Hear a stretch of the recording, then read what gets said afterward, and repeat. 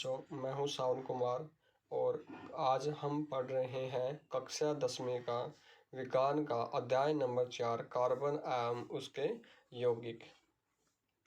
तो इस वीडियो को शुरू करने से पहले आपको जो मैंने वीडियो बना रखी है इसी चैप्टर के बारे में part 1, part 2, part 3, part 4, part 5 और पार्ट 7 में उस वीडियो में मैंने चैप्टर को बिल्कुल विस्तार रूप से बताया है और समझाया है। तो आप इस चैप्टर को समझने से पहले उन वीडियो को जरूर देखें। जब तक आप उन वीडियो को नहीं देखोगे तब तक ही आपको चैप्टर समझ में नहीं आएगा और ये अध्याय नहीं समझ में आएगा। तो उन वीडियो को देखने के लिए मैं इस वीडियो के डिस्क्रिप्शन में उनका लिंक डाल दूंगा, तो आप 1 बाय 1 उन वीडियो को देखो, तभी आपको ये चैप्टर कम्प्लीटली समझ में आएगा। तो बच्चों, ज़्यादा देर ना करते हुए इस चैप्टर को शुरू करते हैं। चैप्टर का नाम है कार्बन एवं उसके यौगिक और ये जो हरियाणा बोर्ड में है ये लगभग इससे क्वेश्चन 2 या 3 या 4 नंबर से पूछा जाता है। कई बार तो ये 6 नंबर में भी आ जाता है। तो ज़्यादा देर न करते हुए शुरू करते हैं। तो पहला क्वेश्चन आता है आपका कार्बन और उनके यौगिक, यानी कि कार्बन है क्या और उनके यौगिक है क्या।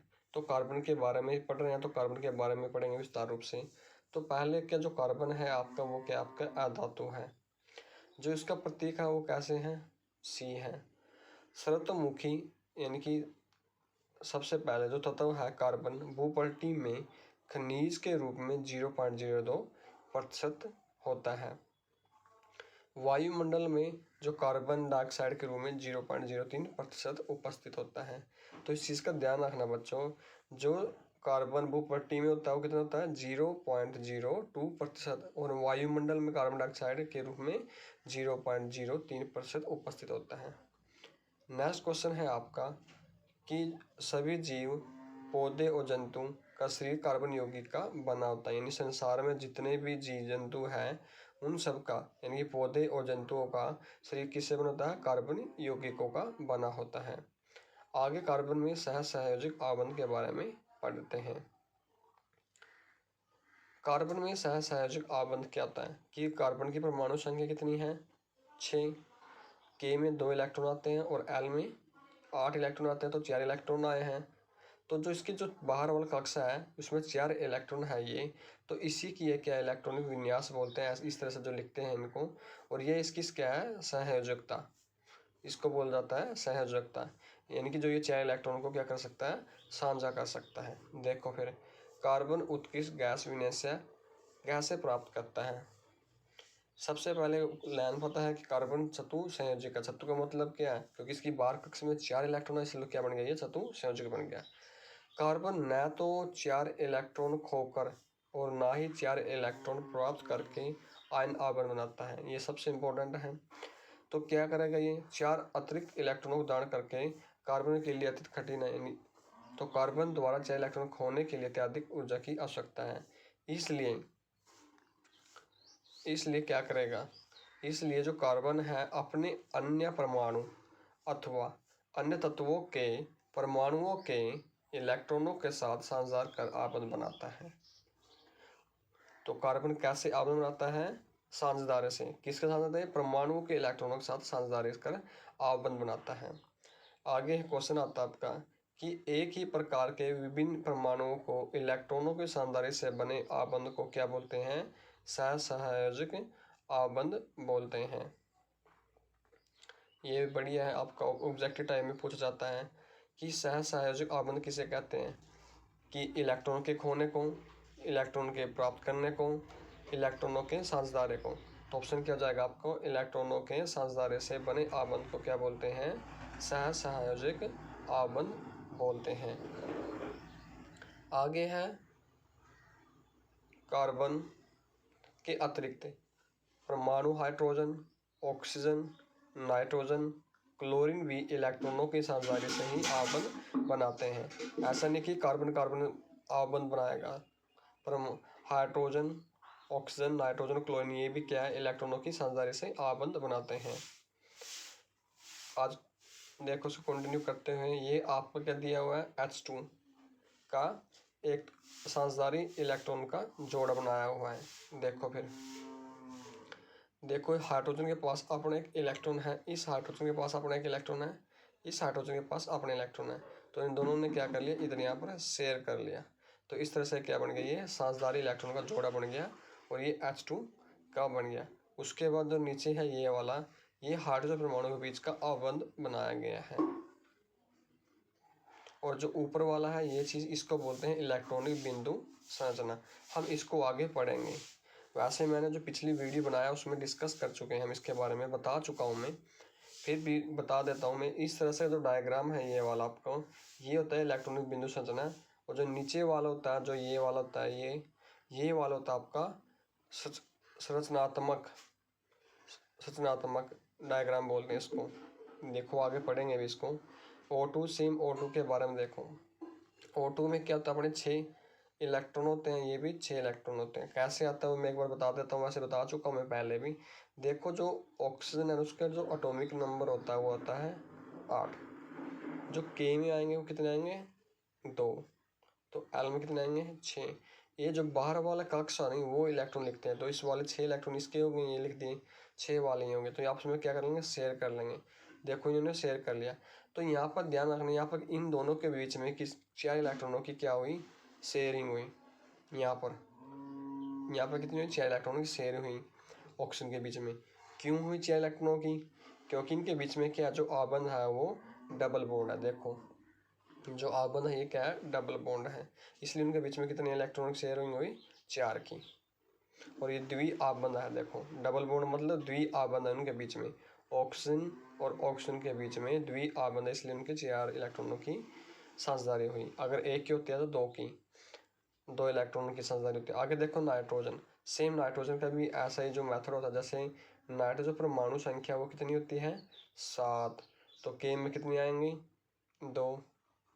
एल में कितने आएंगे, 5। तो इस नाइट्रोजन के पास अपने 5 इलेक्ट्रॉन है, इस नाइट्रोजन के पास अपने 5 इलेक्ट्रॉन है। तो ये साझेदारी बना देंगे। इसमें क्या इलेक्ट्रॉन, नाइट्रोजन के बीच में 6 इलेक्ट्रॉनों की साझेदारी होती है। क्यों होती है, क्योंकि इनके बीच में जो आबंध होता है वो त्रि आबंध होता है। तो ये ध्यान रखना बच्चों, जब किसी के बीच में एक आबंध होता है तो क्या हो जाएगा, उनके बीच में 2 इलेक्ट्रॉन होंगे। अगर किसी के बीच में 2 आबंध होते हैं तो 4 इलेक्ट्रॉन होंगे। अगर किसी के बीच में जैसे कार्बन कार्बन है, कोई भी परमाणु, उनके बीच में 3 आबंध है तो 6 इलेक्ट्रॉनों की शेयरिंग होगी। इस चीज़ का बच्चों ध्यान रखना।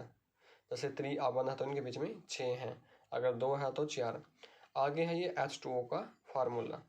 देखो आपको पता ही है कि ऑक्सीजन के पास कितने इलेक्ट्रॉन होते हैं, 6। हाइड्रोजन के पास 1, तो क्या कर लेंगे, शेयर कर लेंगे, यानी कि एक इसके साथ ऐसे आबंध बना देगा और एक इसके इलेक्ट्रॉन के पास। आगे देखो डायग्राम में, ये देखो ये बना दिया इन्होंने शेयर, ये जल का अणु बन गया। इस तरह से क्या बनाते हैं, सहसंयोजक आबंध होता है। सहसंयोजक यौगिक के भौतिक गुण पढ़ते हैं हम। भौतिक के गुण देखो, जो पहली प्रॉपर्टी इन्होंने बताई है कि सहसंयोजक यौगिक का गलनांक और क्वथनांक कम होते हैं। क्यों होते हैं, क्योंकि उनके बीच का जो आंतरिक अणुबल है वो बहुत ही कम होता है। दूसरी, सहसंयोजक यौगिक विद्युत के कुचालक होते हैं। क्यों होते हैं, क्योंकि इलेक्ट्रॉनों के बीच कोई आवेशित कण नहीं होता, यानी कि उनके बीच में कोई भी आवेशित कण नहीं होता, इसलिए क्या होते हैं, वो विद्युत के कुचालक होते हैं। आगे कार्बन की सर्वतोमुखी प्रकृति, यानी कार्बन की प्रकृति के बारे में बताना। उनकी जो 2 इंपॉर्टेंट प्रकृति, एक तो होती है श्रृंखलन, कि कार्बन कार्बन परमाणु के बीच सहसंयोजक आबंध बनाकर लंबी श्रृंखला, शाखित श्रृंखला और वलय संरचना वाली बोगियों, बोगी नहीं आएगा, यहाँ पर क्या आएगा, यौगिकों आएगा। ये गलत लिखा हुआ है, यहाँ आएगा यौगिकों, क्या आएगा यहाँ पर, यौगिकों आएगा। यहाँ पर इसको ठीक कर लेना, यौगिकों आएगा। यौगिकों का निर्माण करता है। कार्बन के परमाणु एक दूसरे से एकल, द्वि या त्रि आबंध द्वारा जुड़ सकते हैं। आगे दूसरी है वो है छतु। छतु का मतलब क्या होता है, 4 संयोजकता। कार्बन परमाणु जो संयोजकता कितनी है, 4, हम पढ़ चुके हैं ऊपर। जिसके कारण कार्बन 4 अन्य कार्बन परमाणु एक सहसंयोजक परमाणु जैसे यानी ऑक्सीजन, नाइट्रोजन, सल्फर के साथ आबंध बना सकता है। यानी कि कार्बन वो 4 अन्य के साथ क्या सकता है, आबंध बना सकता है। आगे देखो, जो कार्बन है वो आपको 2 भागों में डिवाइड हुए हैं, दो भागों में उनको बांटा गया है उनके गुण के आधार पर। देखो कार्बन और हाइड्रोजन के यौगिक को हाइड्रोजन कहते हैं, यानी कि हाइड्रोकार्बन कहते हैं। कार्बन और हाइड्रोजन जो यौगिक है उनको बनने वाले को क्या बोलते हैं? हाइड्रोकार्बन। हाइड्रो का मतलब क्या है? हाइड्रो का मतलब होता है हाइड्रोजन, कार्बन का मतलब क्या है? कार्बन। तो हाइड्रोकार्बन किनको बोला जाता है? जो कार्बन और हाइड्रोजन दोनों उन यौगिक को बोला जाता है। तो जो हाइड्रोकार्बन है वो दो होते हैं, एक होते हैं संतृप्त और एक क्या होते हैं? असंतृप्त। अब इनको पढ़ेंगे। देखो जो संतृप्त है, सिंपल सी बात है, जो संतृप्त है कार्बन परमाणुओं के बीच क्या होगा? एकल आबंध होगा। जैसे उदाहरण के लिए एल्केल, और जिसका सूत्र है CnH2n+2। ये कई बार ऑप्शन टाइम में पूछ जाता है कि एल्केल का सूत्र बताओ, तो पता होना चाहिए CnH2n+2। आगे है असंतृप्त कार्बन। जो असंतृप्त कार्बन है उसके अंदर दो चीज आती हैं, एक तो आता है द्विआबंध और एक आता है तीन आबंध। जो द्विआबंध होता है उसमें आते हैं एल्कीन और उसका सूत्र होता है CnH2n। जबकि जो तीन आबंध होते हैं उनका सूत्र होता है CnH2n-2। तो इस चीज़ का ध्यान रखना, एक होता है संतृप्त, एक आता है संतृप्त। संतृप्त में होता है एल्केन और जो असंतृप्त उसमें होता है एल्कीन और अल्काइन, यानी कि द्विआबंध तीन आबंध आते हैं जो कि असंतृप्त हाइड्रोकार्बन होते हैं। और इनका फार्मूला याद रखना। आगे इलेक्ट्रॉनिक बिंदु संरचना पढ़ते हैं। देखो ये संतृप्त हाइड्रोकार्बन इथेन है। संतृप्त का मतलब कि इनके बीच में सिंगल आबंध है। तो ये एक आपको ये जो डायग्राम दिया हुआ है ये वाला, ये क्या आपका इलेक्ट्रॉनिक बिंदु संरचना का दिया हुआ है, ठीक है। और ये वाला होता है ये वाला दिया हुआ आणविक सूत्र, ठीक है। एक होता है संरचनात्मक सूत्र। अब इसमें नीचे दिया हुआ है, वैसे मैं इसका बता भी देता हूँ। जो इथेन है ना, इसका जो संरचनात्मक सूत्र बनेगा वो बनेगा C, यानी कार्बन और 3 हाइड्रोजन एक कार्बन पे। सेम ऐसे एक कार्बन है, इस पे भी 3 हाइड्रोजन, तो ये बनेगा इसका संरचनात्मक सूत्र। और जो ये दिया हुआ है ब्रैकेट में ये वाला, यह इलेक्ट्रॉनिक बिंदु संरचना। देखो फिर आगे पढ़ते हैं। हाइड्रोकार्बन का नाम और आणविक सूत्र, और ये ध्यान रखना संरचनात्मक सूत्र। तो मीथेन है, ये आणविक सूत्र है इसका CH4, और ये वाला क्या है? संरचनात्मक सूत्र। इथेन है, ये आणविक सूत्र है, और ये क्या दिया आपको? संरचनात्मक सूत्र। ये सारी इस तरह से दिया हुआ है। प्रोपेन, ब्यूटेन, इनके बारे में पढ़ा चुका हूँ, पेंटेन, ये सब। आगे है इलेक्ट्रॉनिक बिंदु संरचना। किसकी है ये इलेक्ट्रॉनिक बिंदु संरचना? असंतृप्त की। किसकी है ये? असंतृप्त की। जो पीछे मैंने पढ़ा किसकी थी वो? संतृप्त की। तो असंतृप्त कौन से होते हैं? जिसके बीच में 2 आबंध आते हैं या फिर 3 आबंध आते हैं। देखो ये 3 वाले हैं, बोला था मैंने अगर 3 आबंध आएंगे तो उनके बीच में 6 इलेक्ट्रॉन होंगे, और ये वाला 2 आबंध है, ठीक है। ये वाला क्या है?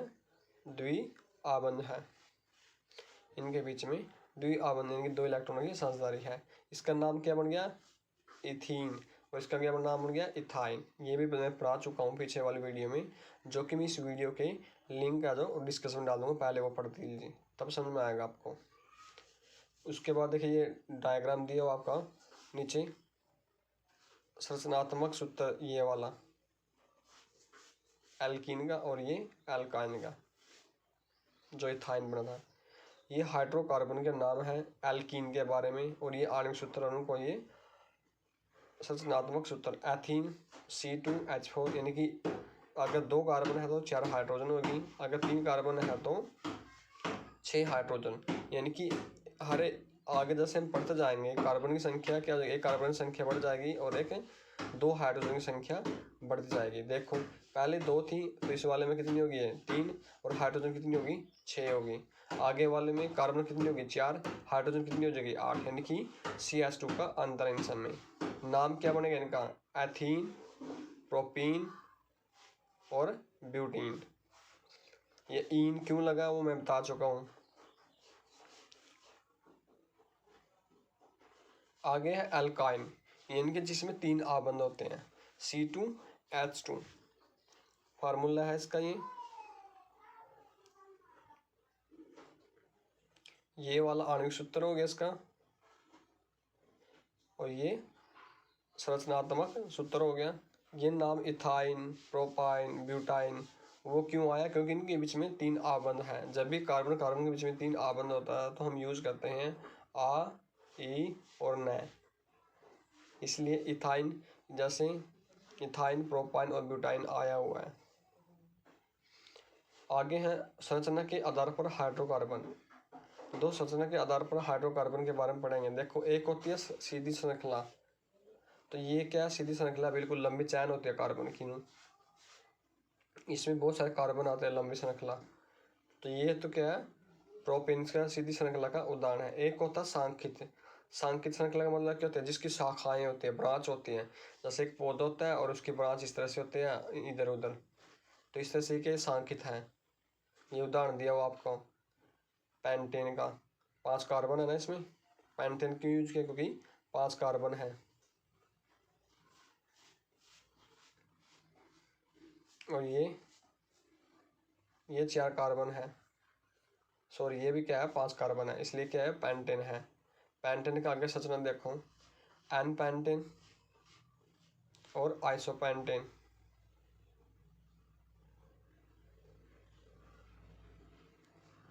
उसके बाद क्या है? ये नियोपेंटेन। तो उपरोक्त तीनों उदाहरण में जो आणविक सूत्र है वो समान है। आणविक सूत्र समान का मतलब क्या है? कि कार्बन की संख्या कितनी थी? 5 थी। हर एक में कार्बन की संख्या कितनी है? 5। और हाइड्रोजन कितनी है? हर एक में समान हाइड्रोजन है। कोई से भी आप काउंट भी कर सकते हो, 12। देखो, अगर मैं नियोपेंटेन की बात करूं, देखो 3 हाइड्रोजन तो ये होगी और 3 यहाँ होगी, कितनी होगी? 6। 6 3 9 और 9 3 12। सेम यहाँ पर आ जाओ दूसरे में, आइसोपेंटेन में। यहाँ पर देखो कार्बन 4 यहाँ होगी और एक ये 5। अब हाइड्रोजन काउंट कर लो। 3 हाइड्रोजन ये होगी, 3 वाली ये होगी 6, 3 वाली ये होगी 9, 9 और 2 यहाँ होगी। देखो 1 2 3 4 5 6 और 6 3 9, 9 2 11 और एक ये 12। तो इसमें भी क्या है? यानी कि हर एक में कार्बन 5 है और हाइड्रोजन 12 है। तो आणविक सूत्र तो क्या है? समान है, लेकिन जो संरचना है वो क्या है? अलग अलग है, भिन्न भिन्न संरचना है। तो ऐसे यौगिक को क्या बोला जाता है? समवयवी। समवयवी बोला जाता है ऐसे को, कि ऐसे यौगिक जिनका सूत्र तो समान है लेकिन संरचनाएं भिन्न भिन्न है, ऐसे यौगिक को क्या बोल जाते हैं? समवयवी कहते हैं।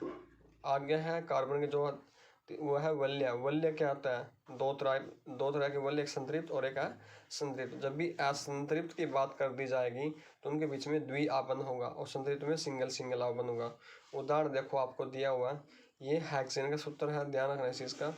हेक्सेन ये इंपॉर्टेंट है। ये हेक्सेन का फॉर्मूला C6H12 और ये बेंजीन। ऑप्शन टाइम में आ जाता है कि बेंजीन का सूत्र लिखो, एमजीन, या फिर जो बेंजीन उसका सूत्र बताओ। ऑब्जेक्टिव टर्म में दे देंगे आपको कि C7H12O, C6H6, C5C3। तो आपको पता होना चाहिए बेंजीन का सूत्र है वो C6H6, यानी कार्बन 6 और हाइड्रोजन भी 6, और हेक्सेन 6 कार्बन हाइड्रोजन 12, ये हेक्सेन का। ये ध्यान रखना इस चीज का। आगे हम पढ़ेंगे प्रकार्बनिक समूह।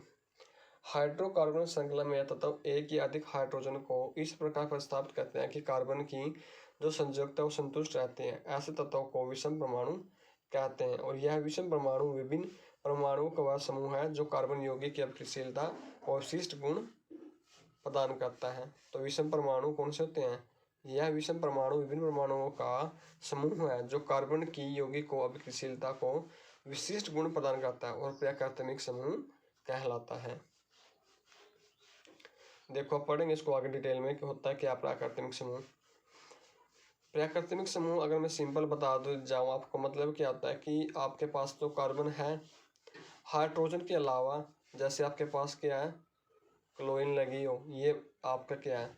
प्राकृतिक समूह है। हाइड्रोजन तो लगी है, साथ में क्या लगी है? क्लोरीन भी लगी है, तो ये प्राकृतिक समूह है। जैसे आपके पास एक हाइड्रोजन लगी और साथ में क्या लगा? OH। ये OH भी क्या आपका प्राकृतिक समूह, यानी कि हाइड्रोजन तो लगी है, साथ में क्या? OH लगा हुआ। तो ये पढ़ेंगे हम। देखो, तो पहला जो विषम परमाणु है आपका वो दिया आपको हेलो। हेलो का मतलब कि हैलोजन फैमिली है। हेलोजन फैमिली में मैं पहले बता चुका हूँ, अभी बता देता हूँ। हेलोजन फैमिली में लगभग 5 मेंबर आते हैं आपके, तो 3 तो दिए हुए आपके, क्लोरीन, ब्रोमीन, आयोडीन और एक होता है फ्लोरीन और एक एस्ट्रीन भी होता है। तो ज़्यादातर इन चारों की बात कर दी जाती है। तो जब भी ये लगते हैं, ये नाम इनका नाम आएगा फ्लोरो, आयोडो, ब्रोमो, क्लोरो, ऐसा नाम आता है इनका। और उसके बाद होता है अल्कोहल। अल्कोहल का नीचे सूत्र दिया OH, एल्डिहाइड्स और कीटोन, ये दिया हुआ इनका सूत्र, ध्यान रखना इस चीज़ का, ये हमेशा मिडल में आएगा। अब इनको डिस्कस करेंगे। कार्बोक्सिलिक अम्ल, एल्केन और अल्काइन, ये हम पढ़ भी रहे हैं पहले ही। एल्कीन क्या होता है, जो कार्बन कार्बन के बीच में द्विआबंध होता है, तो ईन लग जाता है लास्ट में, ई की मात्रा उन है। एल्काइन पढ़ चुके हैं हम। आगे देखो समझाते श्रेणी।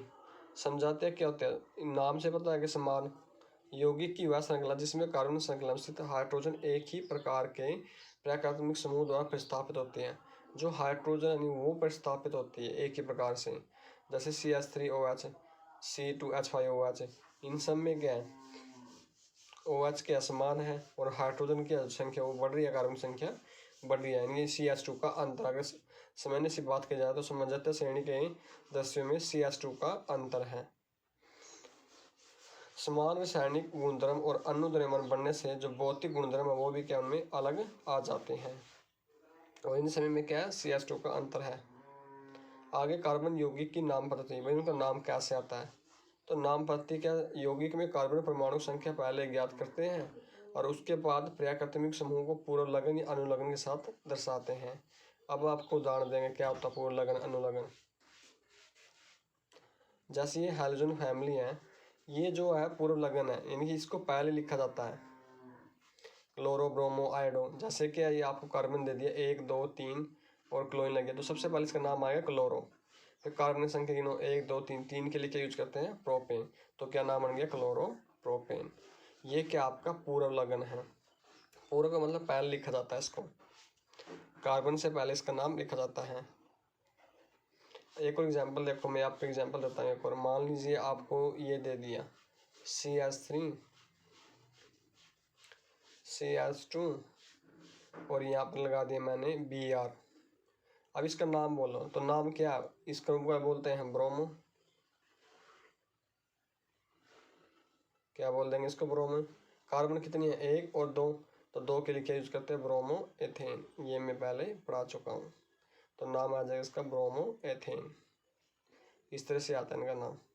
उसके बाद जितने भी आएंगे आपको जो प्राकृतिक समूह आएंगे, जैसे अल्कोहल आएगा, अल्कोहल है ये, OL यूज करते हैं, तो इसमें को अनुलग्न है, अनु का मतलब बाद में लिखा जाता है। क्या लगाते हैं, OL तो इंग्लिश में आता है और हिंदी में क्या लिखते हैं हम, आग डंडा और ल चंद्रबिंदु, ये भी ठीक है। या फिर आग डंडा O और ल, दोनों में से लिख दो, दोनों मतलब क्या है, ओल ही है। इसका मतलब भी ओल है और इसका मतलब भी। उदाहरण के लिए देखो, जैसे दिया आपको 3 कार्बन है, तो 3 के लिए क्या यूज करते हैं, प्रोपेन। तो पीछे OH है, इसके लिए क्या लगाएंगे, ओल, तो ये क्या बन गया, प्रोपेनोल। इस तरह से। अब मैं आपको एक्सप्लेन भी कर देता हूँ। जैसे ये देखो, जैसे मैंने ये लिख दिया प्रोपेन, तो आपको पता 3 कार्बन के लिए यूज करते हैं, प्रोपेन तो लगा दिया। अब OH लगा हुआ है तो क्या यूज करते हैं, O और ल, तो इस तरह से क्या आ गया, प्रोपेनोल बन गया। आगे है एल्डिहाइड्स। अब एल्डिहाइड्स का देखो डायग्राम।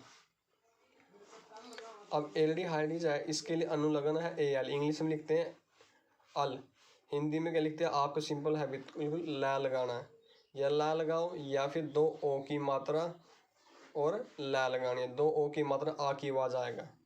जैसे प्रोपेनल, उदाहरण के तौर पर दिए प्रोपेनल, और जो उसका सूत्र है ये आपका जो पीछे है CHO, ये इसकी पहचान है, CHO इसकी क्या ये पहचान है, CHO लगा होगा, ये देखिए CHO है आपका, और इसी CHO क्या लिखते हैं हम ऊपर ताबे वैसे ऐसे लिखते हैं CH को, इस तरह से। अब इसको एक बार एग्जाम्पल देकर बताता हूँ मैं कैसे उन्होंने नाम दिए। उन्होंने देखो 3 कार्बन है, वो तो आपने पता ही है, प्रोपेन यूज करते हैं, ठीक है। अब मैंने क्या बोला था कि CHO है लास्ट में इस वाले में, तो क्या लग जाएगा, लाल लग जाएगा आपका, तो प्रोपेन नल बन जाएगा। लेकिन ध्यान रखना कि ये CHO लास्ट में आएगा, और एल्डिहाइड्स का ये प्राकृतिक समूह है। आगे है कीटोन और कार्बोक्सिलिक। कीटोन के लिए बिल्कुल जो इसकी बेसिक सी पहचान है वो सूत्र होता है इसका CO, और ये ऐसे लिखा जाता है मतलब इसको, और ये हमेशा मिडल में आएगा। देखो फिर जैसे डायग्राम दिया हो आपको, इस डायग्राम में यहाँ पर क्या गलती दी हुई है, यहाँ पर हाइड्रोजन नहीं आएगा, यहाँ पर आएगा ऑक्सीजन, ठीक कर लेना। तो ये हमेशा मिडल में आएगा, और ये पहचान होती है इसकी CO, इसको लिखते कैसे हैं C+O, ठीक है। अब यहाँ पर 1 लिखा, 1 क्या गया इंग्लिश में लिखते हैं 1, हिंदी में क्या लिखते हैं, सिंपल सी बात है, O की मात्रा और नया लगानी आपने बस। अब देखो कैसे आए नाम, आपको पता है ये जो 3 कार्बन है उसके लिए क्या यूज़ करते हैं हम, प्रोपेन, तो मैंने क्या लिख दिया प्रोपेन। अब ये लगा मिडल में CHO यानी ऑक्सीजन यहाँ पर, तो इसके लिए क्या जाएगा O डंडा और न कीटोन के लिए, तो क्या बन गया ये प्रोपनोन बन गया। आगे हम इसको भी पढ़ेंगे, आगे 1-2 एग्जाम्पल आया तो मैं आपको समझाऊंगा। उसके बाद जो 5वां आपका जो ग्रुप आता है वो आता है कार्बोक्सिलिक अम्ल। इसके लिए क्या है, जो सूत्र होता है वो लास्ट में लगा हुआ, जो लास्ट टर्म है इसकी COOH लगा होगा, और उसको लिखते कैसे, ये लिखा हुआ देखो। और इसके लिए यूज़ क्या करते हैं, ओइक यानी कि आ का डंडा, ई और कै और अम्ल साथ में लगाते हैं। पहचान क्या है, COOH आएगा लास्ट टर्म में। अब देखो ये कैसे आया, देखो 3 कार्बन के लिए फिर आपको पता ही है प्रोपेन यूज़ करते हैं, इतना ठीक है। तो COOH लगा, आपको पता ही है मिलेगा आपको लगा हुआ, तो आ और ई क्या लिख दिया प्रोपनाइक अम्ल, और साथ में अम्ल लिख देना प्रोपनाइक अम्ल, इस तरह से आता है। आगे एल्कीन, एल्कीन के लिए मैं बताऊं EN यूज़ करते हैं इंग्लिश में, और हिंदी में क्या करते हैं ई की मात्रा और नया लगाते हैं। जैसे आपको एग्जांपल दिया भी हुआ है, ये देखो कैसे, जैसे आपको दिया है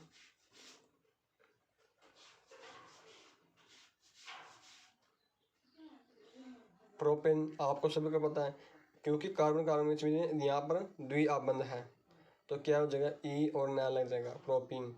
ये एग्जाम्पल भी कर दिया हुआ आपको, इसका एग्जाम्पल जो आएगा यहाँ पर क्या आ जाएगा, कार्बन कार्बन के बीच में द्विआबंध आ जाएगा यहाँ पर, और यहाँ पर जो द्विआबंध वो लिखना भूल गया, तो द्विआबंध आ जाएगा यहाँ पर, यानी कि ऐसे ही हो जाएगा ये जो लास्ट यानी नो, और इन पे हाइड्रोजन लग जाएगी, इन दोनों पे 2-2 हाइड्रोजन, इस पे 2 हाइड्रोजन और लास्ट वाले पे 3 हाइड्रोजन। यहाँ पर गलत लिखा हुआ है, बस ध्यान रखना कि जो यहाँ पर डबल बॉन्ड कर देना बस, उसके बाद ये ठीक है यहाँ प्रोपीन। आगे है एल्काइन, एल्काइन के लिए क्या 3 आप आएंगे कार्बन के बीच में, और इसके लिए जो अनुलग्न है वाइन यानी कि आ ई और ना यूज करना है। देखो प्रोपाइन, तो ये बन गया आपका प्रोपाइन, क्यों बना, क्योंकि कार्बन कार्बन के बीच में 3 आबन है। अब आगे भी इसको पढ़ेंगे हम 1 बाय 1। आगे है कार्बन यौगिक के रासायनिक गुणधर्म, और जितना भी हम डिस्कस कर चुके हैं वो मैंने वीडियो बना चुका हूँ, मैं उनके बारे में पढ़ चुके हैं। पहले उन वीडियो को देखिए, फिर चैप्टर को देखिए तो आपको ये समझ में आएगा। आगे है कार्बन यौगिक के रासायनिक गुणधर्म। देखो सबसे पहला आता है दहन। दहन का मतलब क्या, किसी चीज़ को गर्म करना, उसको जलाना। जब भी आप कार्बन यौगिक को दहन करते हैं ऑक्सीजन की प्रेजेंट में, किसी चीज़ को जलाना होता है तो हमें 3 चीज़ की ज़रूरत पड़ती है। सबसे पहले हमें ज़रूरत पड़ती है ऑक्सीजन की, दूसरा उसको जलाने वाली चीज़ की, जैसे कोई माचिस हो गया, तेल हो गया, पेट्रोल डीजल जो भी है वो चीज़, तीसरा जिस चीज़, और उसके लिए जो है वो वायु की होना ज़रूरी है उसमें। देखो फिर ऑक्सीजन की प्रेजेंट में जब इसको दहन किया तो कार्बन डाइऑक्साइड प्लस में वाटर प्लस में ऊष्मा प्लस में प्रकाश, तो ये 4 चीज़ बनी, ठीक है। आगे देखो कार्बन तथा उसके यौगिक ईंधन के रूप में इस्तेमाल किए जाते हैं, क्योंकि दहन में प्रचुर मात्रा में, जो दहन होते हैं उसमें प्रचुर मात्रा में क्या होता है, ऊष्मा और प्रकाश मुक्त होता है। दूसरा, संतृप्त हाइड्रोकार्बन वायु की उपस्थिति में जलने पर नीली स्वच्छ ज्वाला उत्पन्न करते हैं। ध्यान रखना, जो संतृप्त हाइड्रोकार्बन है जब भी उनको जलाएंगे तो नीली स्वच्छ ज्वाला उत्पन्न होगी। दूसरा, उसके बाद देखो जो असंतृप्त हाइड्रोकार्बन है उनको दहन करेंगे तो पीली ज्वाला उत्पन्न होगी। ध्यान रखें, संतृप्त के लिए नीली और असंतृप्त के लिए पीली। क्यों, क्योंकि जो असंतृप्त हाइड्रोकार्बन है, कार्बन की प्रतिशत मात्रा संतृप्त हाइड्रोकार्बन से अधिक होती है और वायु की उपस्थिति में कार्बन का पूर्ण अपचन नहीं होता। इसका मतलब ये है, जो असंतृप्त हाइड्रोकार्बन है ना, उसके अंदर कार्बन की मात्रा ज़्यादा होती है और इसी कारण से वो पीली ज्वाला उत्पन्न करता है, जबकि संतृप्त में कार्बनों की संख्या, जो कार्बन है जो वो कम होता है। दूसरा प्रॉपर्टी आता है ऑक्सीकरण। ऑक्सीकरण क्या होता है कि जब भी अक्षारीय पोटासियम परमैंगनेट या अम्लीय पोटासियम डाइक्रोमेट की उपस्थिति में अल्कोहल को कार्बोलिक अम्ल में बदल दिया जाता है, तो इस अभिक्रिया को बोलते हैं ऑक्सीकरण अभिक्रिया। ये एग्जाम्पल दिया आपको, एथेनॉल है, इन दोनों में से जो दिया आपको ये वाला, इनमें से एक डालो, या तो अक्षारीय पोटासियम परमैंगनेट या फिर अम्लीय पोटासियम डाइक्रोमेट। ये फार्मूला है पोटासियम डाइक्रोमेट का K2Cr2O7। तो इसको जब डालोगे तो एथेनॉल से आपका किस में हो जाएगा, एथेनोइक अम्ल में, जो क्या है कार्बोलेशिक अम्ल है। जो तीसरा है रासायनिक गुणधर्म वो है संकलन अभिक्रिया। संकलन अभिक्रिया यहाँ से बहुत इंपॉर्टेंट है, ये बार बार यहाँ से क्वेश्चन एक जरूर आता है कि संकलन अभिक्रिया किसे कहते हैं, वो लिखो, हाइड्रोजीकरण अभिक्रिया लिखो, या फिर वनस्पति तेल से वनस्पति घी बनाने की विधि लिखो। तीनों का आंसर क्या है, एक ही है।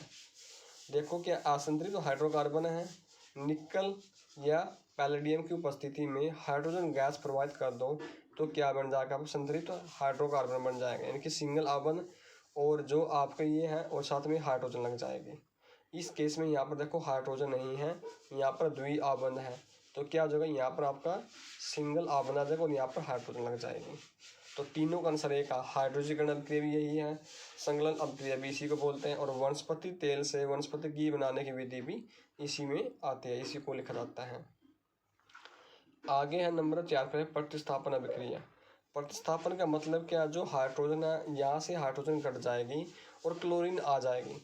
देखो फिर क्या हो गया, CH3Cl और प्लस में HCl का लॉस। देखो कैसे, C है, यहाँ से एक हाइड्रोजन, देखो मैंने 4 हाइड्रोजन लिख, मैं बता देता हूँ यहाँ पर मैंने 4 हाइड्रोजन लिख देते हैं, प्लस में 2 क्लोरीन, ठीक है। तो इन दोनों का यहाँ से क्या हो जाएगा, लॉस यहाँ से, और ये Cl लग जाएगा इसके साथ सीधा।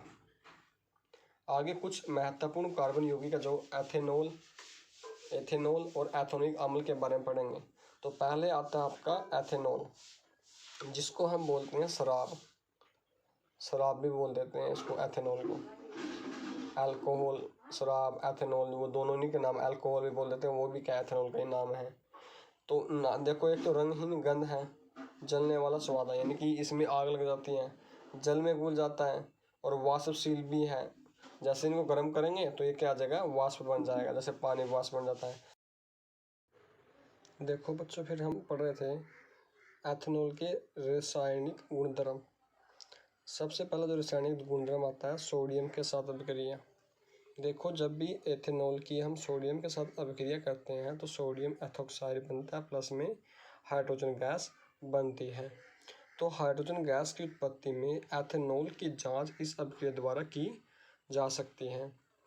दूसरा जो रासायनिक गुणधर्म है एथेनॉल का, वो है निर्जलीकरण।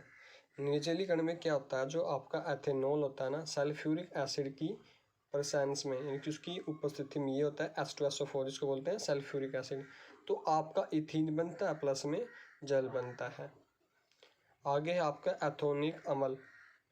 एथेनाइक अम्ल, जिसका भौतिक गुणधर्म पढ़ेंगे हम, और इसको एसिटिक अम्ल भी बोला जाता है। तो सबसे पहले क्या, यह रंगहीन द्रव है, स्वाद में खट्टा है, सिरके जैसी इसकी गंध होती है। क्वथनांक की अगर बात कर दी जाए तो 391 केल्विन इसका क्वथनांक है। शुद्ध एथेनोइक अम्ल शीतल करने पर बर्फ की तरह जम जाता है, इसलिए इसे ग्लेशियल एसिटिक अम्ल कहा जाता है। तो ऑब्जेक्टिव टाइम में आपको क्वेश्चन पूछा जाता है कि ग्लेशियल एसिटिक अम्ल क्या है, उसका सूत्र क्या है, या उसको किस नाम से जाना जाता है, तो वो क्या, एथेनोइक अम्ल, और उसका सूत्र आप बताएंगे आपको है क्या उसका। देखो, रासायनिक गुणधर्म पढ़ेंगे अब इनके। ये है एस्ट्रिकण, तो ये होता है एथेनोइक अम्ल का सूत्र, इसको बोलते हैं एस्ट्रिक अम्ल, गैस्ट्रिक एस्ट्रिक अम्ल भी बोलते हैं। तो जब एस्ट्रिकण करवाएंगे हम एथेनोइक अम्ल की एथेनॉल के साथ कराएंगे सल्फ्यूरिक एसिड की प्रेजेंट में, तो आपका क्या बन जाता है, एस्टर बन जाता है आपका। ये क्या आपका एस्टर है। जो इस एस्टर है इसकी कैसे होती है गंध, मीठे फलों जैसी गंध होती है इसकी। आगे साबुनीकरण। साबुनीकरण क्या है, जब आप एस्टर की, इस एस्टर की किसके साथ कराते हो, सोडियम हाइड्रोक्साइड के साथ, तो आपका क्या बनता है, सोडियम एसीटेट बनता है और साथ में आपका क्या बनता है, एथेनॉल बनता है। इस विधि से साबुन तैयार किया जाता है। क्वेश्चन ऐसा ही आता है कि साबुनीकरण बनाने की विधि लिखो। उसके बाद अक्सार से अभिक्रिया, जब आपकी एथेनॉल, ये होता ना, सॉरी एथेनॉल नहीं, ये एथेनोइक अम्ल, जब इस एथेनोइक अम्ल की अक्षार, अक्षार मतलब NaOH आपका अक्षार है, जब इसके साथ कराते हैं तो क्या बनता है, सोडियम एसिटेट प्लस में जल बनता है।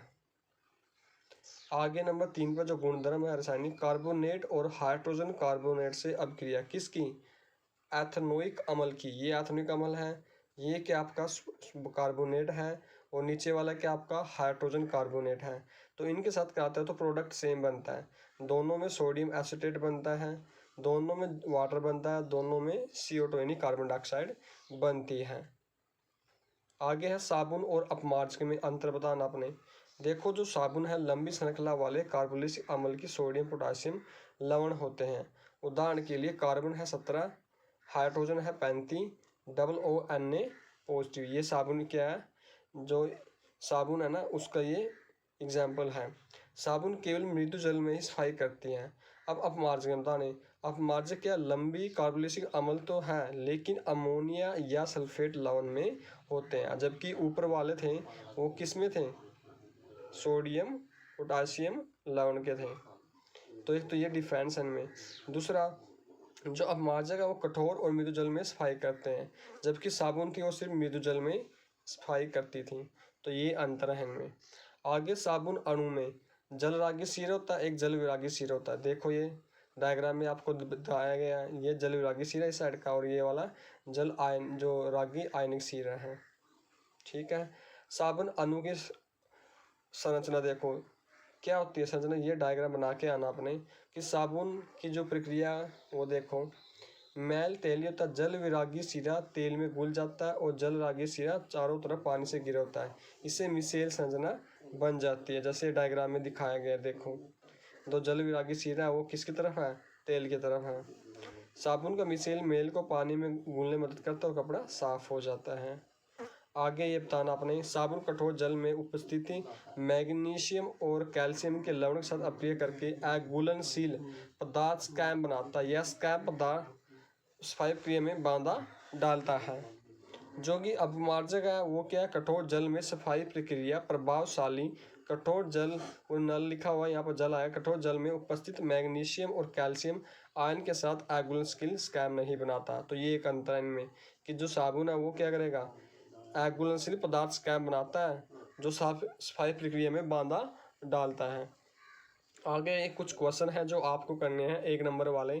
कार्बन परमाणु उत्कृष्ट गैस विन्यास कैसे प्राप्त होता है, जल H2O के इलेक्ट्रॉन बिंदु संरचना बनाइए हो, कीटोन समझाते श्रेणिक पैर सदस्य का नाम, ये हम पहले ही पढ़ चुके हैं। ग्लासियस एसिटिक एसिड क्या है, ये पढ़ चुके हैं। कार्बन चतुस्संयोजक क्यों है, ये सारा हमने इस चैप्टर में पढ़ चुके हैं। एथेनॉल का आणविक सूत्र ये पढ़ चुके हैं, एथेनॉल हमने बताया था। तो ये 1 नंबर वाले आप वीडियो को पॉज करके देख सकते हो, वीडियो को पॉज करके देख सकते हो। ये क्वेश्चन है आपने, साबुन कठोर जल में कपड़े धोने के लिए प्रभावशाली क्यों नहीं है, क्योंकि वो कठोर जल में अभिक्रिया नहीं करता, क्योंकि उसमें सोडियम और पोटासियम के लवण पाए जाते हैं। पेंटेन में कितने सहसंयोजक आवेश बनते हैं ये पढ़ चुके हैं। 2 नंबर वाले क्वेश्चन है ये, हाइड्रोकार्बन क्या है, उदाहरण दो। कार्बन की यौगिक संख्या अधिक क्यों होती है, समझाते श्रेणी की 2 विशेषताएं बताइए।